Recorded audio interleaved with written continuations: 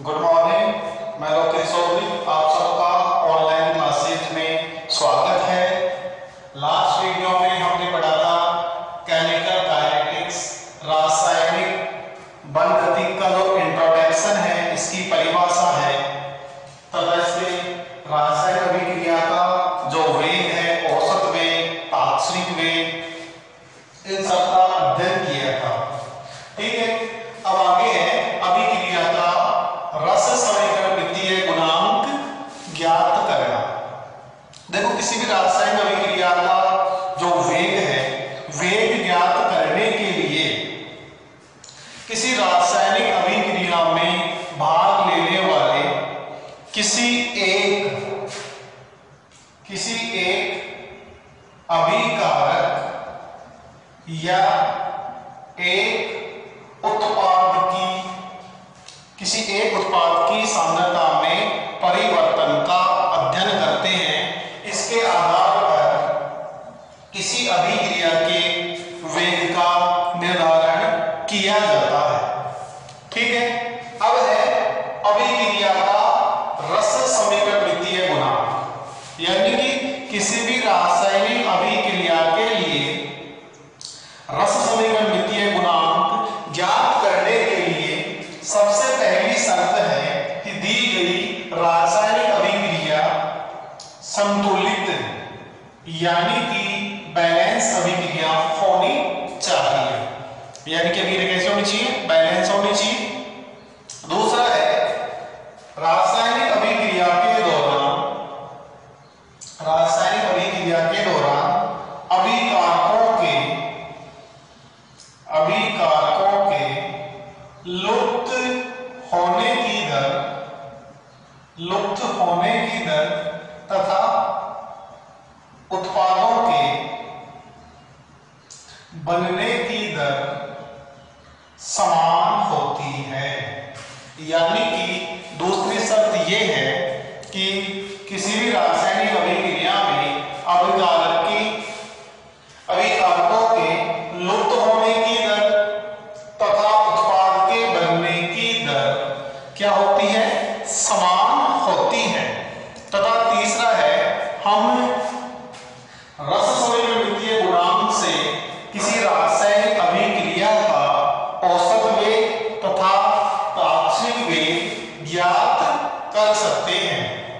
ठीक है, यानी कि सबसे पहले है कोई भी रासायनिक अभिक्रिया का वेग ज्ञात करना है, तो वेग ज्ञात करने के लिए हम देखते हैं किसी रासायनिक अभिक्रिया में किसी एक उत्पाद लेते हैं या एक अभिकारक की सांद्रता में परिवर्तन का अध्ययन करते हैं, जिससे उसका वेग निर्धारित किया जा सके।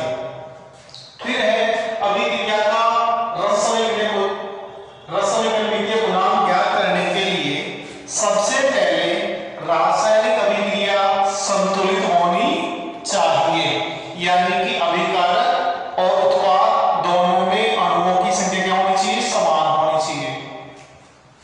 फिर है हमारे पास में अभिकारक के लुप्त होने की दर तथा उत्पाद के बनने की दर क्या होती है? समान होती है। फिर नेक्स्ट है किसी अभिक्रिया के रस समीकरण वित्तीय गुणांक के द्वारा अभिक्रिया का औसत वेग तथा तात्क्षणिक वेग ज्ञात किया जा सकता है। किसी अभिक्रिया के लिए औसत वेग ज्ञात करने के लिए हमारे पास में कोई अभिक्रिया है जिसमें क्रिया कारक से यानी रिएक्टेंट से प्रोडक्ट का निर्माण हो रहा है, इसका औसत वेग ज्ञात करने के लिए हम अभिकारक के वेग को माइनस के द्वारा रिप्रेजेंट करते हैं। Minus del R upon del T equal plus del T upon del T, यानी कि इस आर का मतलब है अभिकारक की सांद्रता में परिवर्तन। ठीक है, अब देखो यहां पे क्या है, ये अभिकारक है, ये उत्पाद है। ठीक है, इनके लुप्त होने की दर और उत्पाद के बनने की दर क्या होती है? समान होती है। ठीक है, अगर हम तात्क्षणिक वेग की बात करें, तात्क्षणिक वेग के लिए हम इसका निर्धारण करें तो क्या होगा? माइनस डी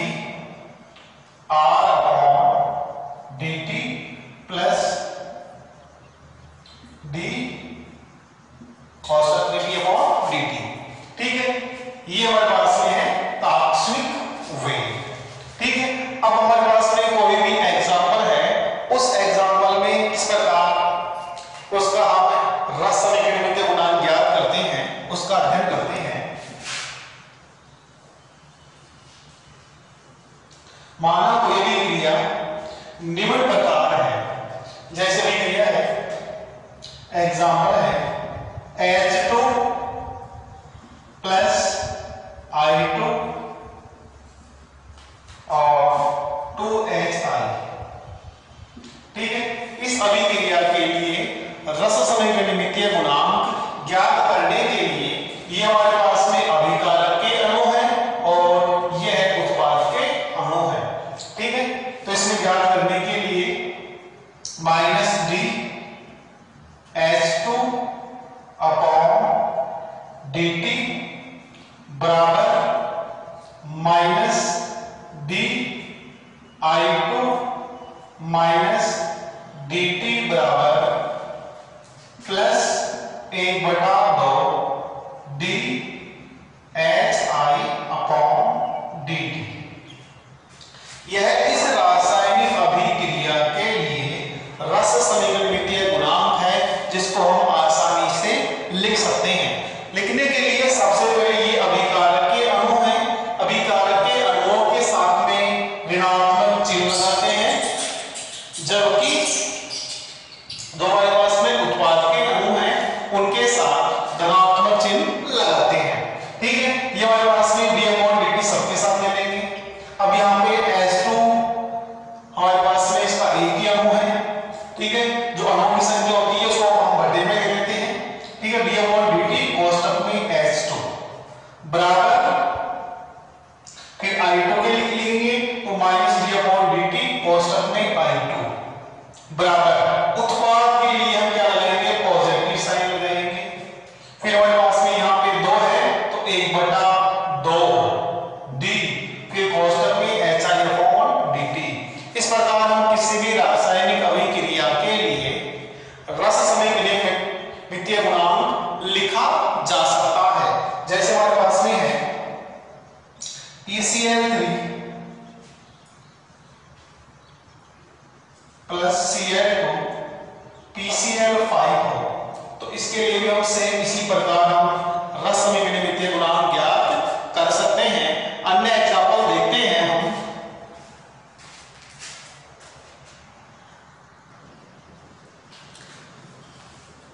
अब इन एग्जांपल से लिए हम अभिक्रिया का औसत वेग देखें। देखो यहाँ पे N1 N2 का मतलब है कि हमारे पास में अभिकारक के जो अणुओं की संख्या है, M1 M2 उत्पाद के अणुओं की संख्या है, A और B अभिकारक है और C व D हमारे पास में उत्पाद है।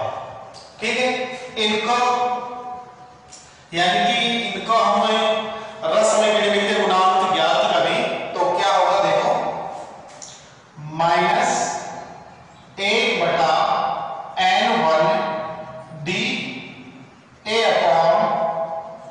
A/dt बराबर -1/N2b/dt बराबर plus 1/N1d C/dt plus 1/N2d और d की सांद्रता अपॉन dt। यानी कि N1 और N2 का मतलब है अभिकारक के अणुओं की संख्या, N1 और N2 है उत्पाद के अणुओं की संख्या। A और B यहाँ अभिकारक है और C और D यहाँ हमारे पास में उत्पाद है। अभिक्रिया का वेग क्या होता है, अभिकारकों के लुप्त होने की दर बराबर उत्पादों के बनने की दर। देखो अभिकारकों के लुप्त होने की दर को हम माइनस इनके द्वारा रिप्रेजेंट करते हैं, क्योंकि अभिकारकों की सांद्रता में कमी होती है, उत्पाद की सांद्रता में वृद्धि होती है। यानी कमी को हम माइनस के द्वारा और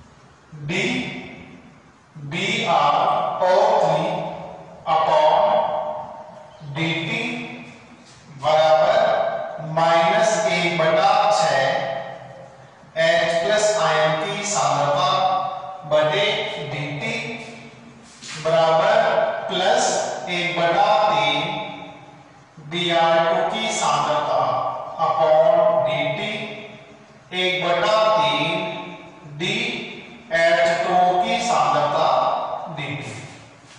ठीक है, यानी कि इस रासायनिक समीकरण के लिए हम रसगणितीय गुणांक ज्ञात कर सकते हैं, यानी कि किसके लिए तात्क्षणिक वेग ज्ञात कर सकते हैं। ठीक है, अब है किसी भी हमारे पास कोई अभिक्रिया है, उस अभिक्रिया के वेग नियतांक की इकाई किस प्रकार ज्ञात करते हैं। किसी भी रासायनिक अभिक्रिया के लिए वेग नियतांक इकाई यानी k का मान वेग नियतांक इकाई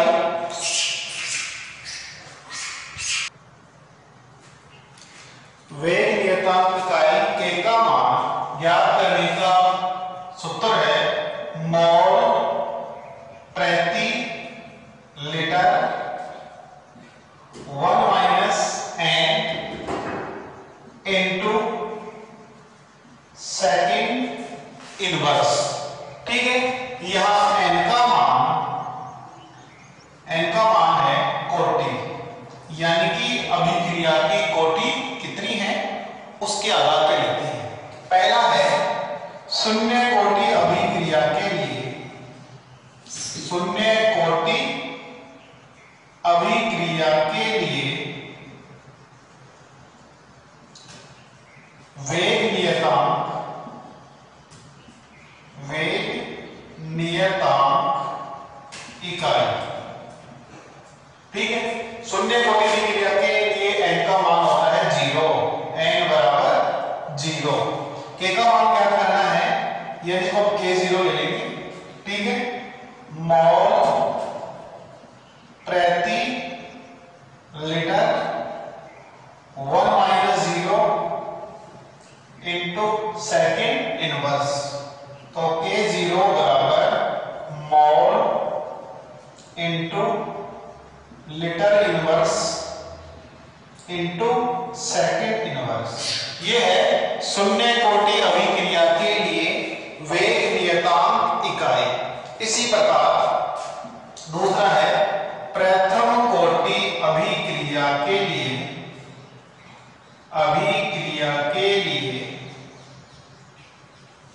वेग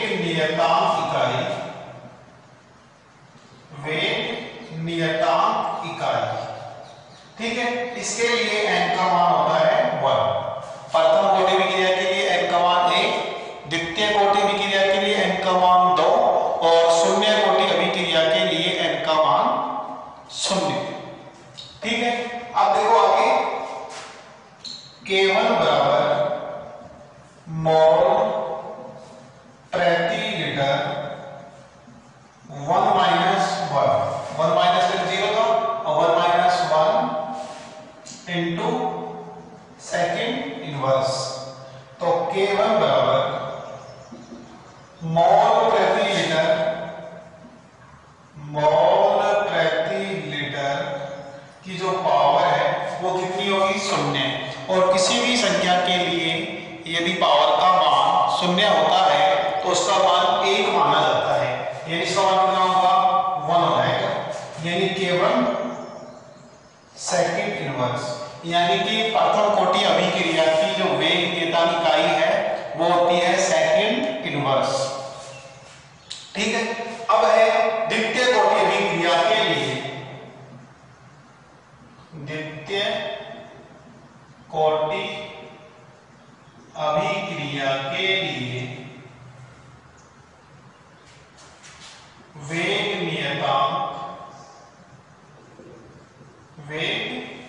नियतांक इकाई k2 बराबर, और यहां पे n का मान होगा 2, तो k2 बराबर मोल प्रति लीटर और 1 -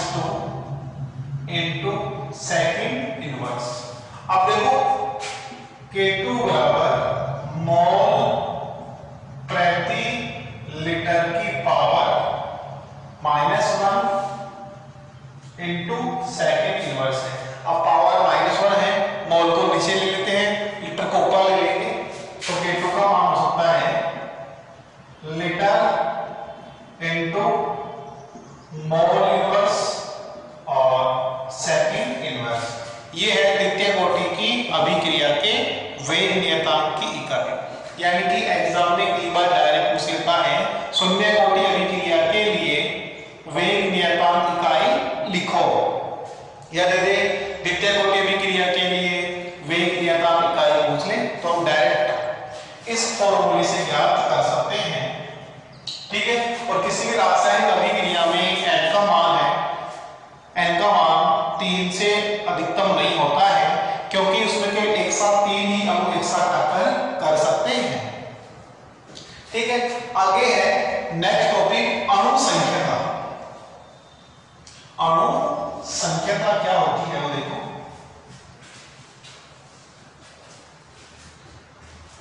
अणु संख्यता, अणु संख्यता एवं कोटि, इनके बारे में देखेंगे। पहले है अणु संख्यता। किसी रासायनिक अभिक्रिया में भाग लेने वाले परमाणु, आयन या अणुओं की संख्या को अणु संख्यता कहते हैं। ठीक है, यानी कि किसी भी रासायनिक अभिक्रिया में कितने अणु भाग ले रहे हैं, कितने परमाणु भाग ले रहे हैं या कितने आयन भाग ले रहे हैं, वो कहलाती है अणु संख्यता।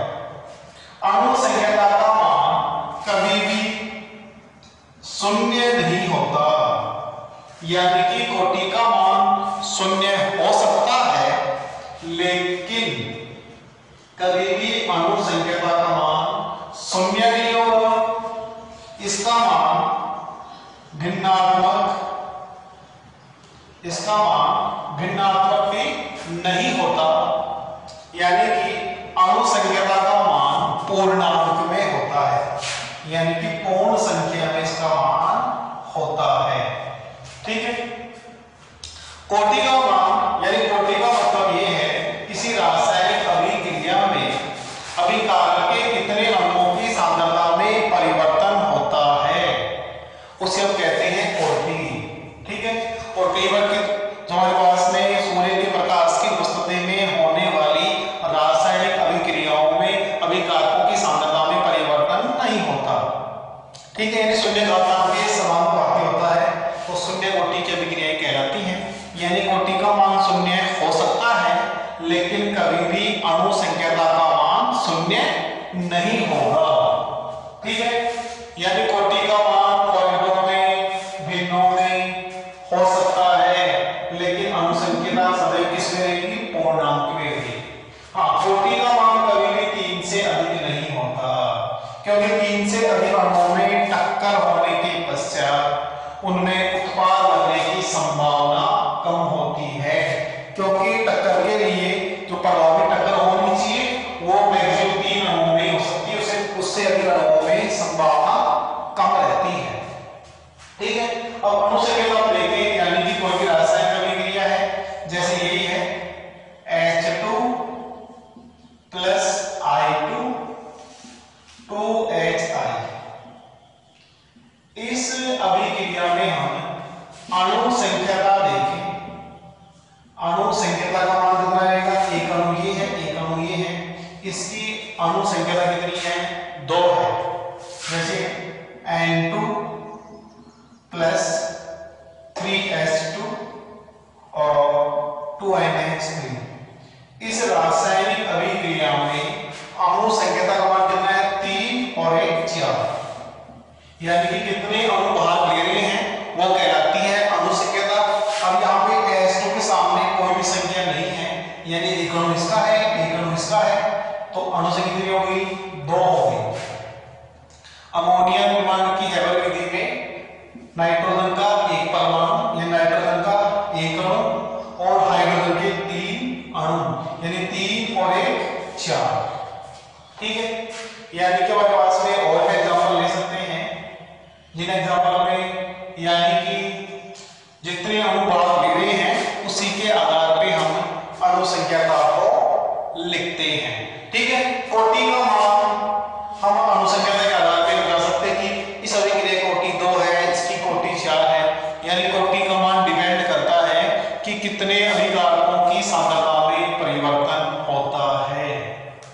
ठीक है। नेक्स्ट टॉपिक है अभिक्रिया के वेग को प्रभावित करने वाले कारक। अभिक्रिया के वेग को प्रभावित करने वाले कारक। अभिक्रिया के वेग को प्रभावित करने वाले कारक। और पहला है सांद्रता का प्रभाव। सांद्रता का प्रभाव यानी कि किसी रासायनिक अभिक्रिया में अभिकारक के अणुओं की सांद्रता, अभिकारक के अणुओं की सांद्रता प्रोपोर्शनल अभिक्रिया का वेग, यानी कि किसी रासायनिक अभिक्रिया में अभिकारक के अणुओं की सांद्रता का मान जितना अधिक होगा अभिक्रिया का वेग उतना ही अधिक होगा। यानी कि अभिक्रिया का वेग अभिकारक की सांद्रता पर सीधे निर्भर करता है। अभिकारक के अणुओं की सांद्रता जितनी अधिक होगी अभिक्रिया का वेग उतना ही अधिक होगा। दूसरा है ताप का प्रभाव। ताप का प्रभाव किसी रासायनिक अभिक्रिया का ताप बढ़ाने पर सामान्यतः उस अभिक्रिया का वेग बढ़ता है, क्योंकि अभिक्रिया का ताप बढ़ाने पर सक्रिय अणुओं के मध्य प्रभावी टक्कर, यानी कि सक्रिय अणुओं की संख्या बढ़ेगी और सक्रिय अणुओं की संख्या बढ़ेगी तो टक्करों की संख्या भी क्या बढ़ेगी। तो रासायनिक अभिक्रिया का जो वेग है उस रासायनिक अभिक्रिया के वेग में वृद्धि होती है।